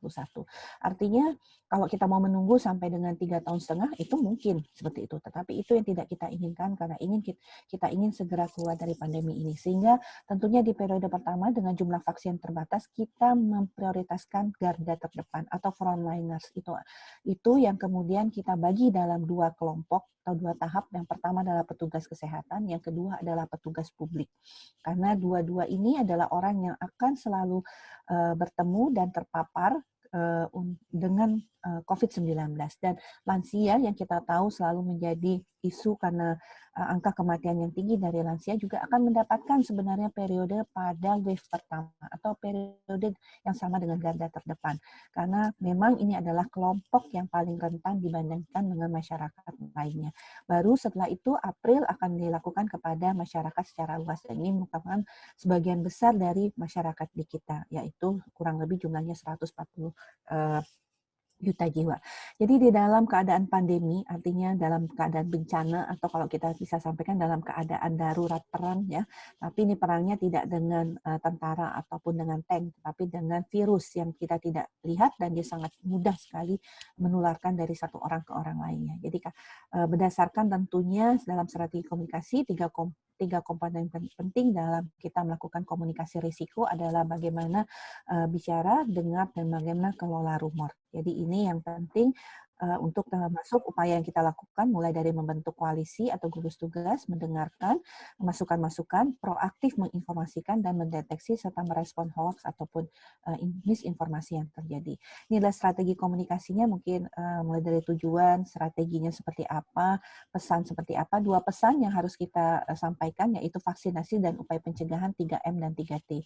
Salurannya kita sudah tahu selain dengan TV, media, digital aplikasi juga kita akan tetap menggunakan media secara konvensional, yaitu melalui fasilitas pelayanan kesehatan, posyandu, kader-kader kesehatan, relawan kesehatan, kemudian kader pembangunan desa, tokoh masyarakat, dan tokoh agama yang dikelola tentunya pada level di tingkat kecamatan. Ini potensi-potensinya ya, kurang lebih dari tujuan, strategi, pesan kuncinya, dan saluran komunikasinya seperti itu. Tergantung dengan pembagian kelompok, kalau kita melihat kelompoknya tenaga kesehatan, vaksinator, dan pelayanan publik esensial, kemudian bisa dengan juru bicara nasional, tokoh agama, tokoh ini adalah kelompok-kelompok sasaran yang bisa kita gunakan untuk melakukan strategi komunikasi ini. Ini untuk medianya, tentunya kita sudah melihat di sini salah satu yang juga kita manfaatkan adalah bagaimana bekerja dengan influencer. Platform, baik itu yang bentuknya infografis, banner, tetap kita gunakan. Mungkin untuk upaya pencegahan lainnya, tetap kita gunakan berbagai media komik dan melakukan berbagai video grafis. Hoax juga menjadi penting karena kita melihat banyak sekali hal-hal terkait hoax. Tadi juga sudah disampaikan bagaimana oleh Ibu Mira bahwa sudah ada daftar list yang kredibel. Tapi Kementerian Kesehatan juga memberikan klarifikasi kalau ada hoax-hoax terkait dengan berita-berita baik itu terkait tentang COVID-19 maupun terkait tentang vaksinasi yang akan kita hadapi ini. Ini adalah dari hasil strategi komunikasi yang disusun, ada rekomendasi media mulai dari TV nasional, radio, serta media cetak, serta formatnya seperti apa. Ini juga yang akan kita lakukan dalam tentunya 11 bulan ke depan dalam mengawal vaksinasi COVID-19 bersama dengan teman-teman di KPCPEN. Tentunya kami sangat terbantu sekali dengan dukungan dari Kominfo dalam hal ini terkait bagaimana strategi komunikasi ini. Kemudian media online juga formatnya seperti apa, rekomendasi seperti apa, termasuk media sosial, bagaimana melibatkan juga adanya influencer, infografis melalui Twitter, Facebook, Instagram, blog maupun vlog serta podcast. Kemudian melalui website landing page, akun resmi Kementerian Kesehatan maupun partner-partner yang terkait seperti KPCPEN ataupun situs COVID-19. Ini adalah terkait influencer, mungkin kemarin sempat heboh dengan salah satu tokoh public figure yang juga sebenarnya merupakan diharapkan menjadi influencer. Personifikasinya seperti apa, health style, kemudian parenting, kemudian dan sebagainya. Ini bisa public figure, artis, komunitas, telegram, siapapun juga influencer sebenarnya. Itu yang menjadi strategi komunikasi kita. Kemudian untuk engagement-nya, kalau di tingkat kecamatan tentunya karena variasi Indonesia yang luar biasa ya. Kalau untuk kota-kota besar, mungkin yang melalui media sosial ataupun dengan berbagai media yang elektronik ini lebih mudah. Tetapi kalau untuk daerah khususnya di daerah-daerah 3T, Puskesmas masih tetap menjadi suatu pusat kegiatan untuk community engagement. Bagaimana kemudian kita melakukan sosialisasi pada tingkat dengan melibatkan kader-kader kesehatan. Mereka bisa mengakses media sosial yang mungkin sebagian juga sudah bisa memiliki HP dan menerima pesan-pesan melalui WA, tetapi Puskesmas tetap akan menjadi pusat informasi yang paling terdekat dengan masyarakat untuk mengklarifikasi hal-hal tersebut. Ini peta pesannya, pravaksinasi, kemudian pada saat vaksinasi dan pasca vaksinasi, jadi pesan apa yang akan kita sampaikan, kemudian pesan faktor penunjang lainnya. Rambu-rambunya, kenali dan hentikan hoaks, mencegah hoaks dan pemasukan. Juga kita sudah punya PIC, koordinator per wilayah, ini juga bersama dengan Kominfo untuk terkait pertanyaan-pertanyaan ataupun informasi-informasi yang masih membingungkan atau tadi bagaimana mengenali terkait anti hoaks ini. Ada call center ya, ini kami sampaikan juga di situs covid19.go.id yang dikelola bersama KPCPEN dan Satgas, ada vaksin Hoaxbuster yang bisa dilihat dan ada sebenarnya aplikasi yang sangat mudah. Saya mohon maaf tadi saya tidak sempat untuk mengkopikan bahwa terkait hoax ini untuk bisa dilakukan dicek melalui aplikasi tersebut. Kemudian ini yang baru saja kita baru mungkin 3 hari yang lalu melakukan penyuntikan perdana, langsung muncul di media sosial bahwa dikatakan kemasan vaksin Sinovac setahu saya pakai ampulan di dalam box. Jadi sudah ada suntikan khusus yang sudah ada dalam. Padahal ini adalah sama sekali salah. informasi yang sangat salah karena vaksin ini, kemasan ini adalah kemasan yang digunakan pada saat uji klinis tahap 3. Sementara ini foto-foto dari yang mengambil vaksinasi yang akan diberikan kepada Bapak Presiden, bahwa vaksin yang digunakan adalah dalam bentuk kotak seperti ini seperti ini, atau seperti ini, dan kemasannya adalah dalam bentuk vial seperti ini, yang kemudian memang harus diambil dan terpisah tentunya dari kemasan yang seperti ditampilkan oleh salah satu media sosial ini. Jadi ini luar biasa bagaimana kita melawan hoax, sehingga pastikan akun media resmi yang bisa menjadi rujukan, mulai dari Instagram, Facebook, Twitter, dan juga berbagai YouTube dan saluran TikTok bahkan sudah ada, dan situs resmi untuk pemanfaatan masyarakat ini melalui www.covid19.go.id, dan tentunya selain vaksin, tentunya selain situs-situs yang ada di Kementerian Kesehatan. Mungkin itu Mbak Mela yang saya bisa sampaikan sebagai trigger awal tentunya diskusi kita pada siang hari ini. Saya kembalikan kepada Mbak Mela. Luar biasa sekali Bu Siti, kecepatan kilat ini ya penjelasannya, tapi semoga kita semua bisa menangkap dengan jelas. Kalaupun ada yang kurang jelas, silahkan juga untuk menyalurkan pertanyaannya melalui kolom chat. Ini Bu Siti, sudah ada pertanyaan dari Elsa. Izin bertanya Bu, apakah jika masyarakat telah diberi vaksin ini, apakah seluruh kegiatan akan kembali normal? Sejauh ini, saya lihat setelah datangnya vaksin, kegiatan masyarakat malah makin diperketat. Itu bagaimana ya, Bu? Ya, jadi begini. Pertama kami ingin menyampaikan bahwa kalau sebenarnya setiap sore selalu diumumkan ya jumlah kasus positif COVID-19, dan kita melihat bahwa angka itu dari tahun ke tahun, dari hari ke hari itu terus meningkat. Bahkan kemarin sudah pada angka 12.000. Itu artinya apa? Artinya penularan yang terjadi di dalam masyarakat itu sangat besar. Kalau kita lihat lagi data angka positivity rate-nya itu sampai dengan di atas 15%, bahkan sempat mencapai angka hampir 22%, yang artinya kalau dalam 10 orang sudah pasti 2 orang itu positif COVID-19. Kita bisa bayangkan kalau dalam sebuah kerumunan, kalau ada misalnya 30 orang saja, berarti ada 6 orang yang sudah pasti positif COVID-19. Nah, ini harusnya dipahami oleh masyarakat bahwa kita tidak boleh lengah, tidak boleh kendor untuk menerapkan 3M dan 3T ini. Mengapa? Karena begini, Mbak Mela, dalam kita melakukan upaya pencegahan ini ada 2 ya. Pertama, bagaimana kita tidak tertular. Yang kedua adalah bagaimana kita tidak sakit walaupun sudah tertular. Untuk mencegah untuk kita tidak tertular, kita tahu upaya yang harus dilakukan adalah 3M dan 3T. 3M artinya betul-betul mencegah kita untuk tertular. 3T adalah bagaimana kemudian kalau kita tertular, tetapi masih memungkinkan untuk kita tidak menjadi sakit. Karena kita bisa mendeteksi lebih dini, kita lakukan tes lebih dini, lakukan isolasi mandiri, karena kita tahu bahwa COVID-19 itu yang menjadi sakit berat itu hanya 15% dari seluruh kasus. Dan yang perlu ICU itu hanya 5%. Jadi angkanya sangat sedikit. Tetapi kalau kita terlambat nih Mbak Mela, pasti kan gejala kita makin berat karena kita tidak melakukan upaya-upaya untuk melindungi atau menyehatkan diri kita dengan misalnya isolasi mandiri tadi, yang membatasi interaksi kita, keterpaparan kita terhadap kuman virus COVID-19. Jadi itu. Nah, sekarang yang sudah jelas adalah satu lagi nih tools yang kita punyai, yaitu vaksinasi. Karena vaksinasi ini tujuannya bukan membuat kita tidak tertular atau kita menjadi kebal dengan penyakit itu sendiri.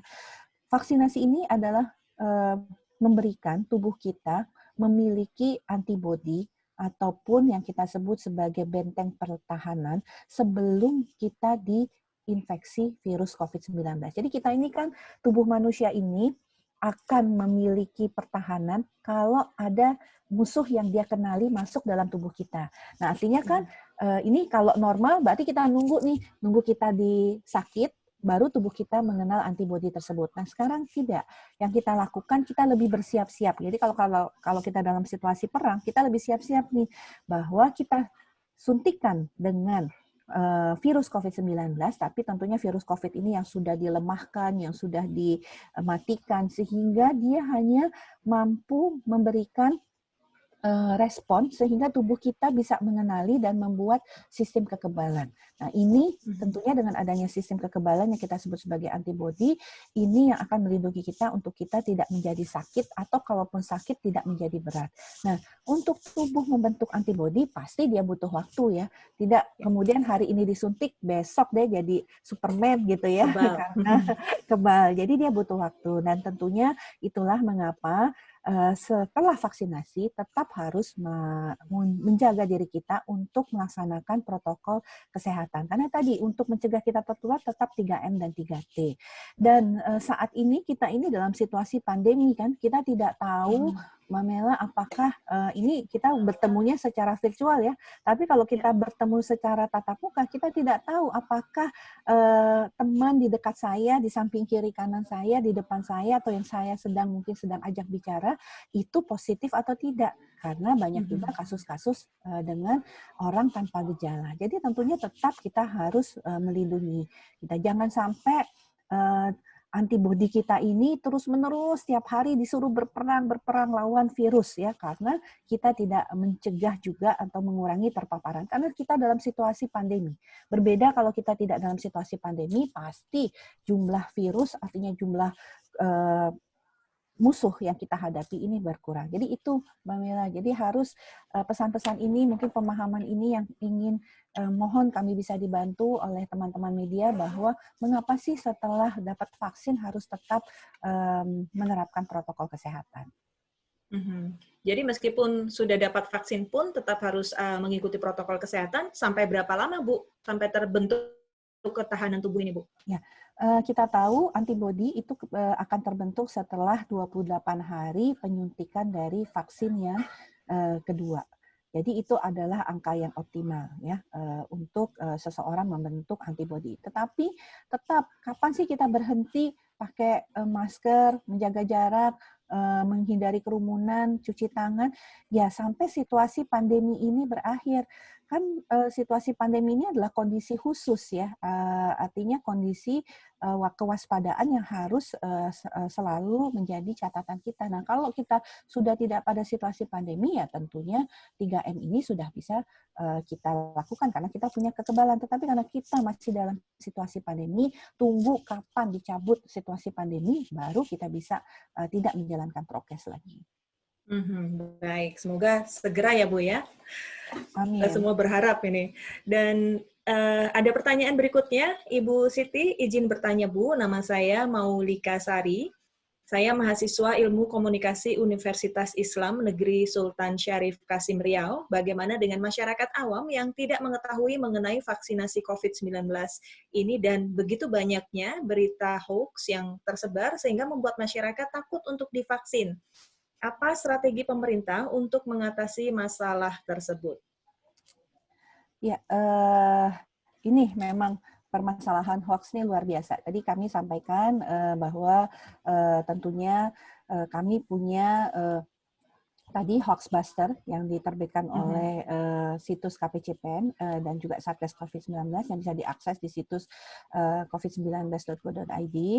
Selain itu tentunya kami melakukan klarifikasi melalui Perskon, baik oleh itu dilakukan oleh 5 jubir nasional dan juga kami di Kementerian Kesehatan juga melakukan press release kalau ada informasi-informasi yang terkait hoax ini. Jadi memang selain tentunya melalui hal-hal seperti ini, pada tingkat di puskesmas, kami juga membangun tentunya bagaimana teman-teman di promosi kesehatan bisa menginformasikan kepada masyarakat secara rutin.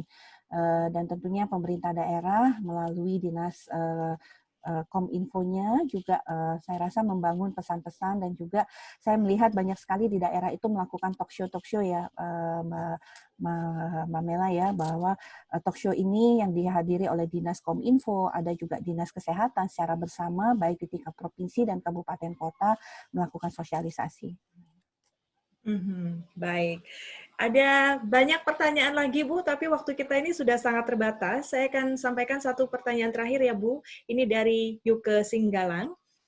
pertanyaan dari Kak Yuke ini. Kenapa vaksin sudah masuk ke Indonesia sedangkan izin dari BPOM belum keluar? Begitu juga dengan label halal dari MUI, sedangkan barang sudah masuk dulu dan disebar. Ini menjadi pertanyaan banyak dari masyarakat ke kami di media di daerah. Harusnya ketika membeli produk, kita mesti memastikan produk itu benar-benar aman dan layak. Misalnya untuk produk makanan harus ada expired, dan masyarakat akan mencek tanggal dan bulan dari expired tersebut. Ini pertanyaannya agak lari-lari di layar saya, Bu, tapi kurang lebih seperti itu pertanyaannya, Bu Siti, silakan. Iya, baik Mbak Mela, saya mohon izin, saya bisa lihat juga di chat rasanya ada tinggal 3 pertanyaan lagi di chat, saya bisa jawab secepatnya mungkin ya, bisa Sekaligus ya, Bu ya? Iya, sekaligus ya, boleh ya Mbak Mela. Saya mohon maaf betul, biar puas semuanya. Supaya terjawab sekali gitu. Yang pertanyaan tadi, mengapa kita sudah beli,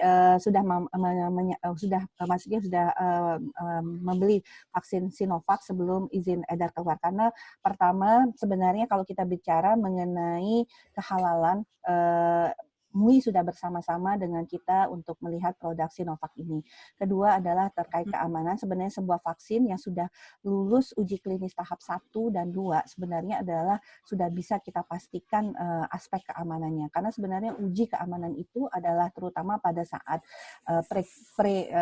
uji klinik di hewan coba, kemudian di tahap 1 uji klinis, dan tahap 2 dan 3 sebenarnya lebih berbicara mengenai bagaimana efek samping dan kemungkinan serta kekuatan untuk menimbulkan antibodinya. Nah, yang kedua tentunya kita tidak ingin kehilangan waktu dan kesempatan. Kalau kita menunda-nunda, maka mungkin kita akan baru bisa mendapatkan vaksin ini pada triwulan kedua atau bahkan triwulan ketiga keempat dari tahun 2021.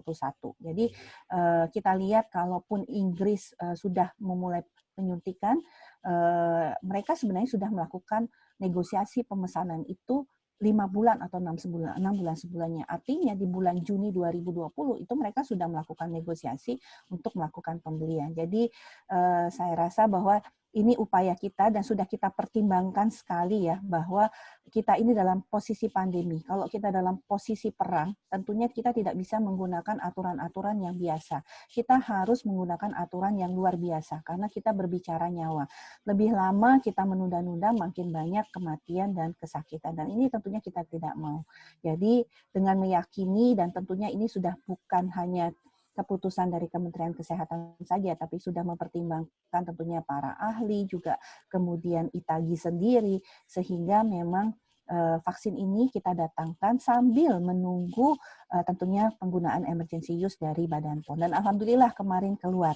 Dan untuk expired-nya, vaksin ini expired-nya 1 tahun, jadi masih cukup waktu rentang yang cukup banyak seperti itu. Dan alhamdulillah menurut saya Indonesia termasuk salah satu negara yang sudah memulai vaksinasi ini di awal ya, dibandingkan negara-negara lain. Kita lihat Singapura, Malaysia itu kan sampai saat ini belum memulai vaksinasi ya. Kemarin sempat beberapa hari ya Singapura sudah mulai lebih dahulu. Tapi itu semua dilakukan pemesanan sebelum emergency use authorization-nya keluar seperti itu.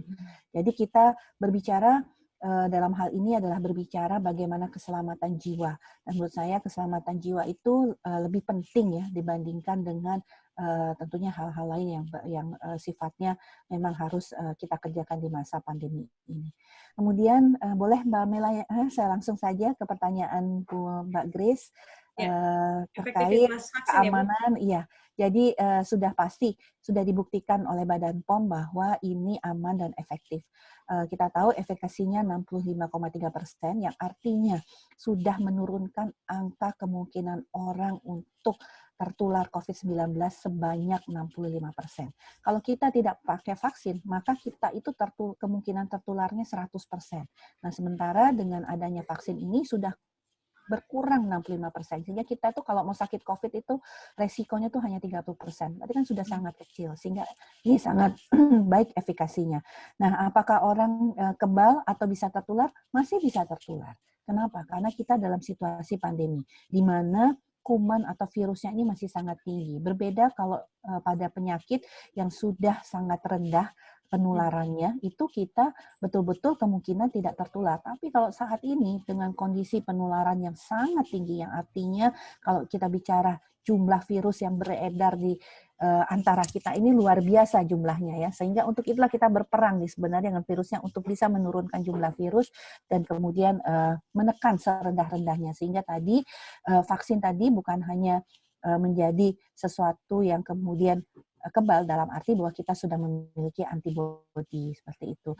Efek sampingnya seperti apa? Kita tahu dari laporan UNPAD, efek samping itu sangat kecil, kurang dari 1%, hanya kemerahan, gatal-gatal, bahkan dari kemarin yang sudah dilakukan vaksinasi, jadi sampai dengan hari ini kurang lebih sudah 15.000 orang divaksinasi, termasuk Bapak Presiden beserta unsur-unsur masyarakat kemarin, baik di level nasional maupun provinsi dan kabupaten kota. Alhamdulillah tidak ada yang menyatakan ada efek samping yang artinya harus membutuhkan obat atau penanganan lebih lanjut di vaskes. Ada yang mengatakan lebih ngantuk, ada yang mengatakan lebih nafsu makannya jadi banyak, jadi setelah divaksin makannya jadi 2 piring, seperti itu. Saya juga tidak tahu apakah mungkin karena stres ya, karena stres mau divaksin, jadinya setelah divaksin rasanya Jadi capek, lapar ya, Bu? ngantuk, dan jadi lapar gitu ya. Tapi alhamdulillah, nah ini terbukti bahwa untuk vaksin Sinovac efek sampingnya sangat aman. Jadi Mbak Grace, kita harus lihat bahwa efek samping ini sangat spesifik untuk masing-masing jenis vaksin. Saat ini yang kita bicarakan adalah jenis vaksin Sinovac. Nanti mungkin kalau ada vaksin dari AstraZeneca atau Pfizer ataupun Novavax akan berbeda bagaimana efikasinya, bagaimana efek sampingnya. Jadi ini spesifik sekali lagi untuk masing-masing vaksin. Kemudian sanksi, tidak ada sanksi, kita akan tetap sifatnya edukasi dan persuasif kepada seluruh masyarakat dengan menggandeng berbagai tokoh masyarakat, influencer, kemudian berbagai keteladanan dari tentunya kepala daerah. Ini diharapkan masyarakat lebih paham dan mau mengikuti, karena vaksin ini bukan hanya melindungi dirinya, tapi melindungi keluarganya, melindungi anaknya, melindungi keluarganya. Orang tua. Kita tahu orang tua juga, kalau nanti orang tua tidak mendapatkan vaksin, kita tahu manfaat vaksin ini ada 3. Melindungi spesifik diri kita yang mendapatkan vaksin, kalau jumlahnya banyak, dia akan membentuk kekebalan kelompok, dan yang tentunya dengan kekebalan kelompok ini akan melindungi orang-orang yang pada saat ini tidak bisa mendapatkan vaksin karena kondisi kesehatan. Misalnya anak-anak atau yang berusia di bawah kurang dari 18 tahun. Karena anak-anak sampai saat ini kemungkinan besar tidak bisa mendapatkan vaksin, sehingga bagaimana kita sebagai orang tua melindunginya adalah dengan kita memvaksinasi diri kita. Kemudian terakhir mungkin apakah ini tidak ada kabar yang jelas mengenai pasien yang sehat tentang upaya penyembuhan. Saya rasa bisa ya ini disampaikan testimoninya ya tentang para penyintas COVID dalam berbagai tentunya workshop di level daerah ataupun yang dilakukan oleh puskesmas ini sering dilakukan. Di Wisma Atlet sendiri para penyintas ini juga sering dilakukan kegiatan-kegiatan testimoni ini. Merah Putih, ya betul, Merah Putih membutuhkan waktu karena saat ini masih pada uji klinis tahap 1. Jadi kemungkinan besar baru bisa kita akan gunakan di tahun 2022. Jadi kita tetap akan menggunakan vaksin kita, produk bangsa kita, tapi membutuhkan waktu untuk prosesnya. Dan Bio Farma sendiri sebenarnya sudah akan membuat vaksin yang merupakan produk Bio Farma, tapi masih menggunakan bahan mentah dari vaksin Sinovac ya. Jadi itu juga ada produksi Indonesia. Tapi untuk murni vaksin Merah Putih ini masih tahun 2022. Jadi kurang elok lah kalau kita menunggu dulu sampai 2022 dan berapa banyak lagi angka kesakitan dan kematian selama 1 tahun kita menunggu ini. Kemudian kalau vaksin, kalau penyintas Bu, apakah perlu divaksin juga dari Nurlali nih di iNews Sumut? Ya, sampai saat ini penyintas tidak menjadi prioritas ya, karena jelas jumlah vaksin yang hanya 3 juta ini kita ingin sebanyak-banyaknya yang belum punya antibodi itu divaksinasi. Karena tadi tujuannya adalah membentukkan kelompok sehingga makin banyak orang yang mendapatkan vaksin, maka kita akan bisa memberikan perlindungan kepada kelompok lainnya. Kenapa penyintas tidak kita berikan? Karena penyintas memiliki antibodi. Tapi kita akan mengevaluasi lebih lanjut kembali ya, apakah nanti pada saat jenis atau merek vaksin lain untuk kondisi penyintas ini, misalnya kita lihat penyintas ini ternyata nggak cukup antibodinya. Tentunya ke depan dalam 11 bulan kita akan berikan vaksinasi. Baik, Ibu Siti Nadia, mungkin ada yang mau disampaikan lagi nih kepada audiens kita yang hadir di webinar kali ini, Bu? Mungkin pesan-pesan ataupun juga kepada jurnalis ini harus seperti apa dalam menyampaikan informasi terkait vaksin? Iya, jadi saya masih ada satu yang ingin saya respon, boleh ya Mbak Bu Mela Oh, ya? silakan, Mbak Mela, silakan. ini yang terkait dengan banyaknya produk vaksin yang masuk. Jadi kalau memang ada 7 vaksin sesuai dengan Kemenkes yang disebutkan untuk bisa digunakan, tapi penggunaan vaksin ini akan diatur oleh pemerintah. Jadi tidak akan ada vaksin yang beredar dengan sendirinya, tidak jelas untuk siapa peruntukannya, jadi akan betul-betul diregulasi dan diarahkan oleh pemerintah untuk siapa sasaran vaksinasi ini. Karena jumlah vaksin yang banyak ini adalah karena semata-mata untuk memenuhi kebutuhan. Tidak ada satu produsen vaksin yang bisa memenuhi kebutuhan Indonesia sebanyak 426 juta dosis ini. Untuk pesan, saya mengharapkan teman-teman media kalau mendapatkan informasi, tolong dicek kembali, lakukan googling, searching, saya rasa ini yang harus dilakukan oleh teman-teman media karena banyak sekali dan mudah sekali informasi ini yang disampaikan tidak tepat. Kalau sudah searching, sudah googling, kalau mau konfirmasi dengan kami, para jubir, ataupun kepada institusi terkait, Kominfo, silahkan. Dan Kominfo juga terus-menerus ya, Bu Miraya, mengeluarkan tentang berapa itu puluhan kasus-kasus atau informasi-informasi hoax yang terus-menerus disampaikan oleh Kominfo, dan ini juga menjadi rujukan ataupun situs-situs yang harusnya bisa digunakan oleh teman-teman media. Pesannya hanya satu, mari kita himbau masyarakat untuk mau melakukan vaksinasi, tetap patuh, jangan kendor melaksanakan 3M, jangan justru takut dengan vaksin, tetapi tidak takut pada virusnya. Demikian. Baik.